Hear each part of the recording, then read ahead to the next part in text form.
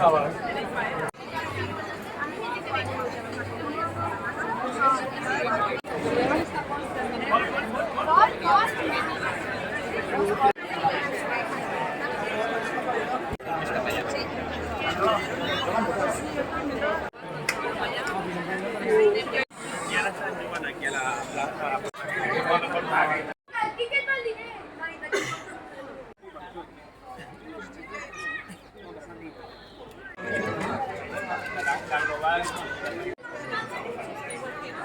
El món del vi és un món que té a veure moltíssim amb la nostra cultura.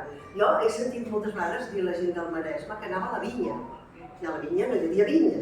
Anaven al tros o potser tenien un cobert, però li deien anem a la vinya. Per què? Perquè aquí al Maresme, tot el Maresme era ple de vinya, perquè formava part de la nostra cultura. Una vegada la mare d'una companya de la tele em va dir una cosa molt curiosa. Em va dir, era una entrevista, i em va dir, quan jo era petita el meu pare, diu, jo ho diu, el Vilcava, diu, perquè quan era petita, una senyora que ara tindria, té 90 anys, però deia, quan era petita el pare no em deixava aixecar de la taula si no em prenia el vi. Ara, això ho he sentit jo. Imagina't, això forma part de la cultura i per això dic que m'interessa tant del punt de vista laboral i informatiu, ja que jo soc periodista, poder explicar el món em dona eines, el món de la gastronomia i del vi per explicar la nostra cultura. Bàsicament va de creure-s'ho, una mica el que explicava la Tana, de creure'ns que fem productes de molt bona qualitat, que tenim restaurants de molt bona qualitat i que estem a una DO, la més propera de Barcelona, la més petita de Catalunya també, amb tot el que això ens pot aportar i tot el potencial que això significa.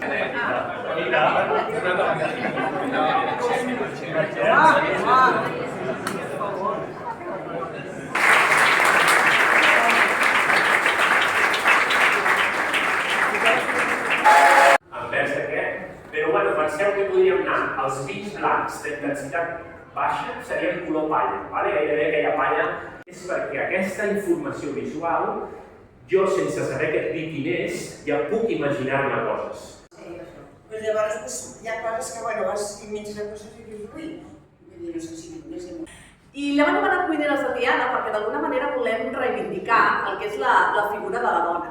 Històricament, les dones hem estat sempre, durant segles, podríem dir, a la cuina, rere els fogons, segurament una mica invisibles, o una mica no, probablement del tot. I és cert que, si per exemple parlem d'alta gastronomia, si ara preguntéssim digueu-me el nom d'un o una chef, és probable que molts de vosaltres sapéssiu més noms d'homes que no pas de dones. I aquí és una de les raons de les quals volem reivindicar. I una altra curiositat que també crida l'atenció és que quan aquests homes, que són grans chefs, se'ls pregunta on heu après a cuinar o d'on heu après tot això que sabeu, doncs molts fan referència a gràcies a la mare, gràcies a l'àvia, a les receptes de la besàvia. Per tant, les dones continuen tenint un paper important, l'han tingut sempre, però no se les ha vist prou. Jo sempre he cuinat molt natural. Jo vaig aprendre amb la meva sogra, que ja ho has dit tu, però després també he tingut una cosa, per mi em sembla molt bona, que sempre he inspirat molt a les coses de la cuina. M'agrada donar xup, faig guisats, compota i tot això. I jo segueixo mantenint i ensenyant-ho, evidentment.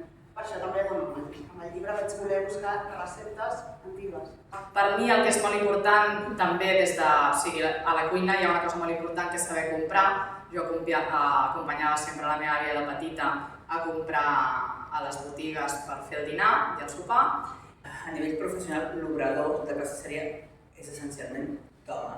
Sí que és cert que ara, mica en mica, han entrat més dones, però tradicionalment ha sigut un obrador, ha sigut tradicionalment d'home. El que és el restaurant, era el bar, era al bar centro, eren les meves sogres, i a més ho vam portar durant uns anys nosaltres, i aleshores amb el meu marit i amb mi vam decidir fer el restaurant. Actualment el va tenir. Jo també porto sempre des de petitona, els meus pares estaven al restaurant i jo anava de casa a la iaia al restaurant.